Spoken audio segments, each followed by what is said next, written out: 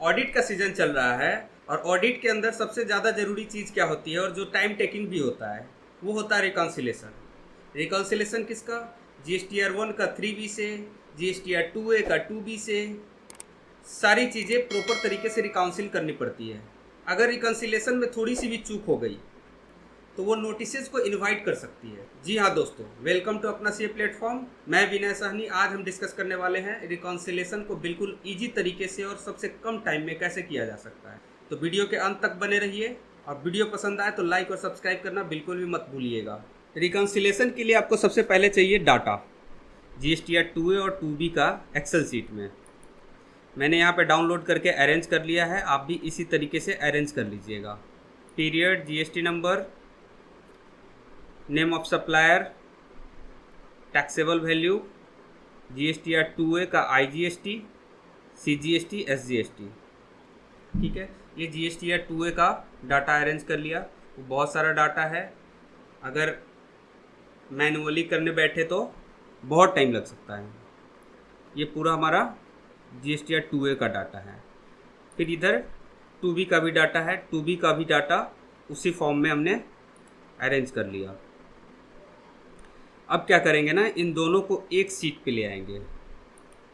एक सीट बनाते हैं GSTR 2A एंड 2B। ठीक है, अब GSTR 2A का जो डाटा है सेलेक्ट करेंगे, पूरा कॉपी किए, यहाँ पेस्ट कर दिए। ठीक है, फिर GSTR 2B का जो डाटा है, ये पहला 3 कॉलम, पीरियड, GST नंबर, यहाँ पे पीरियड लिख देता हूँ, पीरियड, GST नंबर। ये ऊपर वाला हेडिंग को छोड़ के उससे नीचे का जो डाटा है, जो मेन डाटा है, ये हमने पूरा सेलेक्ट कर लिया, कॉपी किया और यहाँ इसके नीचे पेस्ट कर दिया।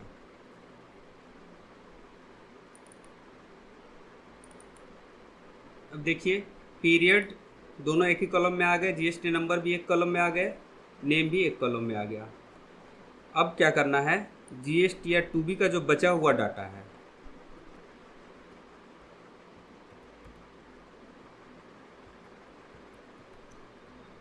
इसको कॉपी किए,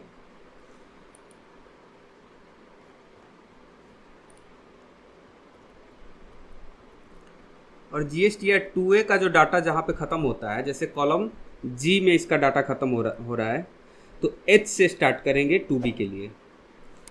H में जाके इसको पेस्ट कर दिया, डाटा पेस्ट हो गया। अब इसकी हेडिंग को भी, इसकी हेडिंग 2A का हेडिंग जहाँ पे ख़त्म हो रहा है वहाँ से इसको पेस्ट कर देंगे। अब एक कॉलम बनाएंगे,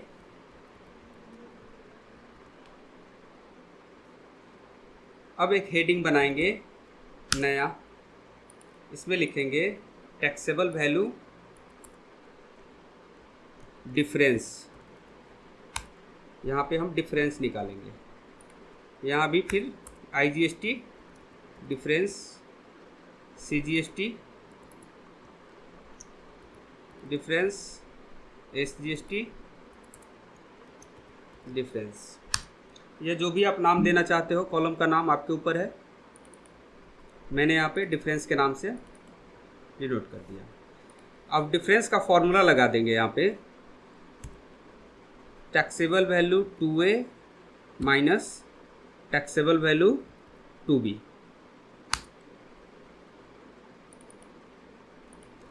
एक कॉलम में फॉर्मूला लग गया,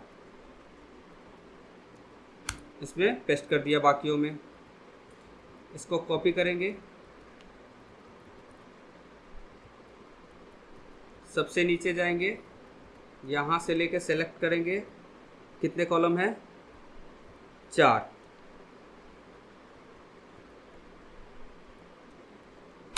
पेस्ट कर दिया टोटल। अभी इसके बाद क्या करना है, पूरे टेबल को सेलेक्ट कर लेना है। पूरा टेबल सेलेक्ट हो गया। इंसर्ट पे क्लिक करेंगे, pivot table, new worksheet, okay कर दिए। पाइवोट टेबल अपना रेडी हो गया। अब इसको अरेंज कैसे करना है, अब जैसे हमें चाहिए मंथली डाटा कि किस महीने में किस सप्लायर ने टाइम पे रिटर्न नहीं फाइल किया है। तो सबसे पहले लेंगे पीरियड, फिर GSTIN नंबर,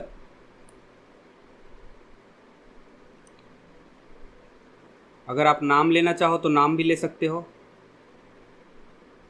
पीरियड ले लिया, GST नंबर ले लिया।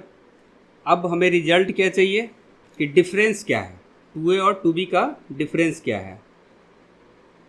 तो डिफरेंस वाला फिगर यहाँ पे ले लेंगे, टैक्सेबल वैल्यू, IGST, फिर CGST और फिर SGST,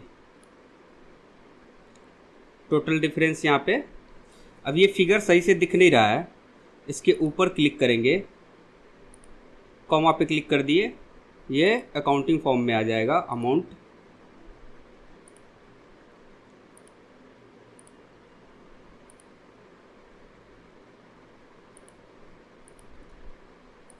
रिजल्ट देखने से पहले आप एक बार चेक कर लेना, ये टोटल आ रहा है सम, फील्ड सेटिंग में जाके इस सम पे होना चाहिए, काउंट पे नहीं होना चाहिए।